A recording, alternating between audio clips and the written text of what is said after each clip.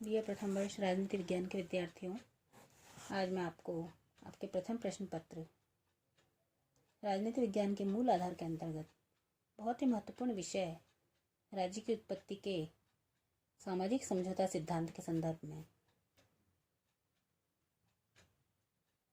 प्रसिद्ध संविदा विचारक जीन जैक्स रूसो, जिनका समय 1712 से 1767 के बीच रहा, विस्तार से बताने जा रही हूँ।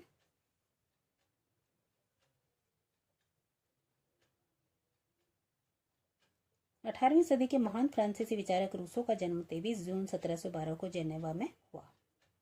बाल्यकाल और युवावस्था में नियमित शिक्षा प्राप्त करने के स्थान पर उन्होंने अत्यंत अनियमित और अव्यवस्थित जीवन व्यतीत किया, लेकिन प्रकृति प्रदत्त प्रतिभा के बल पर विश्व के एक महान दार्शनिक बन गए।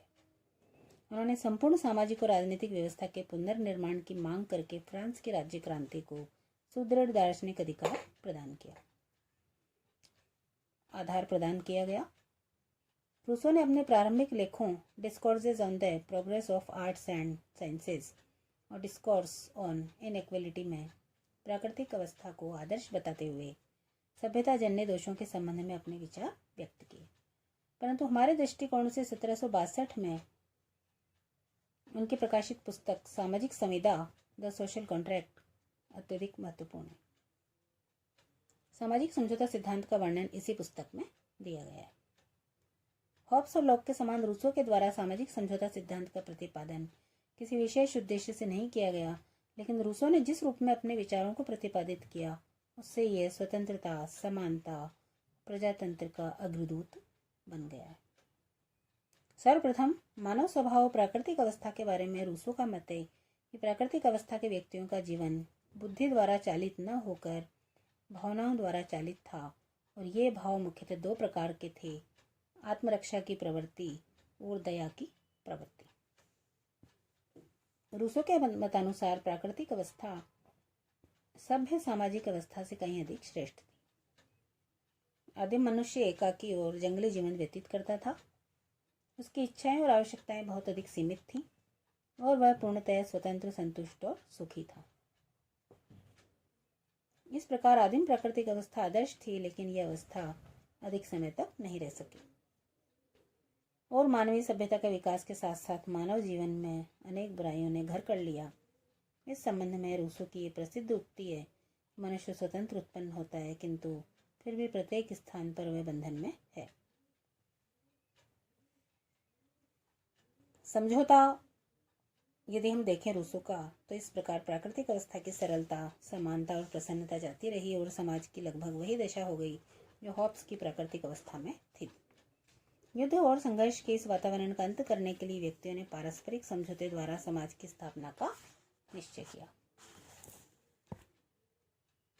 रूसो के सिद्धांत की आलोचना के संदर्भ में कई आधार दिए जाते हैं, जिसमें पहला है प्राकृतिक अवस्था काल्पनिक, दूसरा अस्पष्ट और जटिल, तीसरा सिद्धांत विरोधाभासी, जिसमें एक और तो रूसो कहते हैं कि वह समझौता व्यक्ति समाज में होता है और दूसरी तरफ वह समाज को समझौते का परिणाम बताते हैं। चौथा है व्यक्ति की स्वतंत्रता और अधिकारों का अंत। इसी आधार पर लॉर्ड मार्ले ने एक बार कहा था कि क्या विश्व के लिए अच्छा नहीं होता अगर रूसो का जन्म ही नहीं हुआ होता।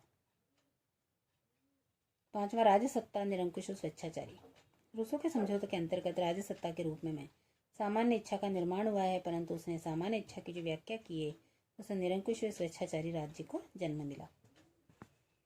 रूसो के सामाजिक समझौते के महत्व को यदि हम रेखांकित करें तो उपयुक्त आलोचनाओं के होते हुए भी इस बात से इनकार नहीं किया जा सकता कि रूसो ने राजनीतिक दर्शन को अमर भेंट प्रदान की। उसने सामान्य इच्छा, लोकतंत्र और जन अनुमति पर आधारित शासन का प्रतिपादन किया। रूसो के दर्शन में जनता की स्वतंत्रता और उसके अधिकारों का सबसे प्रबल समर्थन मिलता है। फ्रांसीसी क्रांति बहुत कुछ सीमा तक रूसो के विचारों का ही परिणाम थी और अमेरिकी संविधान के निर्माताओं ने भी रूसो से प्रेरणा ग्रहण की।